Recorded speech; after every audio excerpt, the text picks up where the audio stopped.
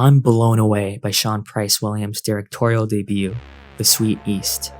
It's one of my top favorite movies of 2023, and this is exactly why I hadn't made my best films of the year video yet. As soon as the movie started, I was at the edge of my seat, and it mostly kept up the momentum till the end.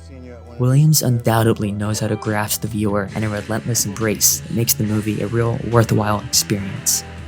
The story follows a senior in high school named Lillian, played by Ryder, who leaves behind her class during a school trip to Washington, D.C., and embarks on a journey in search of a better life. She then meets many eccentric individuals with their own unique and warped perceptions along the way. It's a very evocative movie that plunges deep from one end to the other, and it's a thrill to ride along as the viewer. I define the film as a pretty satirical take on some modern American subcultures, and it does a great job of being funny while still having some undercurrents and drama that makes it moving and involving for the audience, in large part due to the actors involved. The cast is practically my dream cast of new talent, and I'll mention them in order at which they appear. Earl Cave as a punk anarchist activist, Simon Rex as a white supremacist academic, Ayo Edebiri and Jeremy O. Harris as a pretentious indie director-producer duo, Jacob Elordi as a big-time actor, and Rish Shah as an intense admirer of hers. Literally every single one of these people are major rising stars who will be winning Oscars one day. Incredible casting work here. They were all great and hilarious. Talia Ryder especially as the lead is incredible and really caught me off guard. She reacts so well and says a lot with a little. And she has a certain type of egotism and complexity to her character that makes her pretty interesting and alluring. She's so comfortable in front of the camera and is a complete natural. I found her really engaging the whole time, and I'm really looking forward to see where her career goes. I can't think of any other actress that's quite like her. Williams did a really great job with selecting her as the lead. Sean Price Williams is one of the most truly inspiring artists I've ever come across. He's had a massive influence on the indie film scene in the 21st century, but it was specifically his work with the Safdie brothers on Good Time and Heaven Knows What, Alex Ross Perry's Her Smell, and Owen Klein's Funny Pages that shattered my perception of how I could approach filmmaking. His grainy, 16mm shaky close-ups capturing the human face with all its emotions and complexities are so intoxicating. It reminds me a bit of Cassavetes or the like. There's a lot of camera movement, it's a character within itself, and it carries a lot of emotion. When you watch a Sean Price Williams film, it's like watching the world with literal new eyes. The camera darts around and zooms in and slows down, and almost feels like real eyesight. It's incredibly subjective. With his cinematography, he's so visceral, colorful, alive, frenetic, and intense. His dynamic, neo-realist approach to filmmaking has been super riveting to see in his career as a cinematographer, and luckily it fully carries on to this film, which he both directed and did the cinematography for. He also includes lots of artistic flourishes here and there that were really exciting and dynamic, and kind of reminiscent of a Gaspar Noé film. His friend, film critic Nick Pinkerton, wrote the screenplay and did a really unique job with it, interweaving dark themes of American identity and societal undercurrents.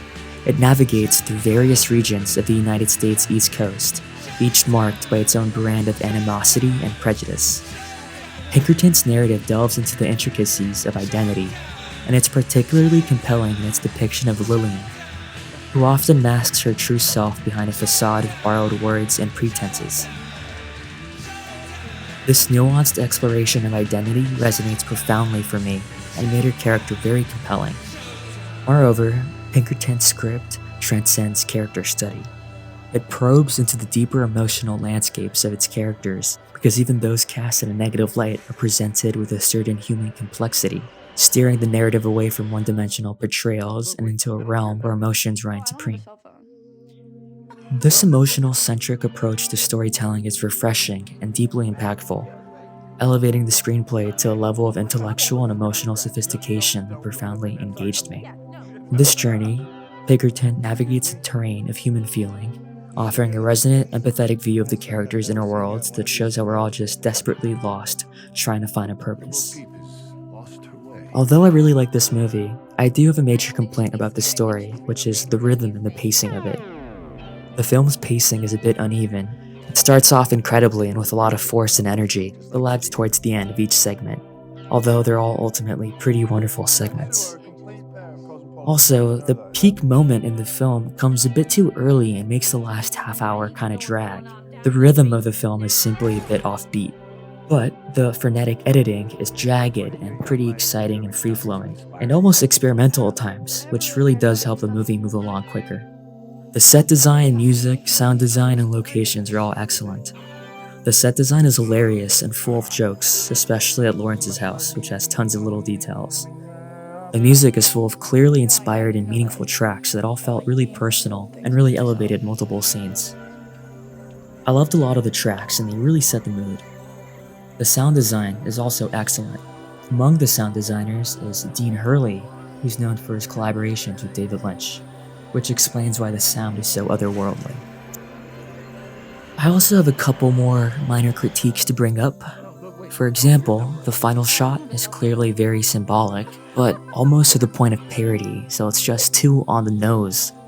Although conceptually, I like how it punctuates the film. It's just the execution that was clunky, and surely they could have conveyed their ideas a bit less obviously.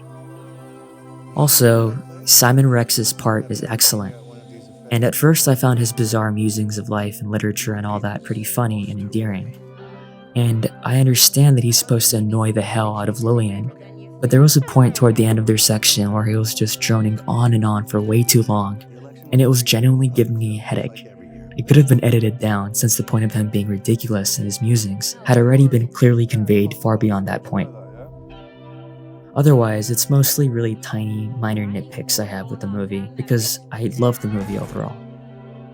The Sweet East is a really fantastic movie that's had relatively little buzz and should be getting a lot more attention. This is a film that tells you to enjoy the ride because most things don't matter, so you might as well continue on. It's basically a film about absurdism the more I think about it. I'm rating The Sweet East a 9 out of 10. Please go watch this in theaters and tell people about this movie. It ranks alongside modern lost youth explorations such as American Honey, mid-90s, and even the Doom generation. Thanks for watching, and let me know what you think of it.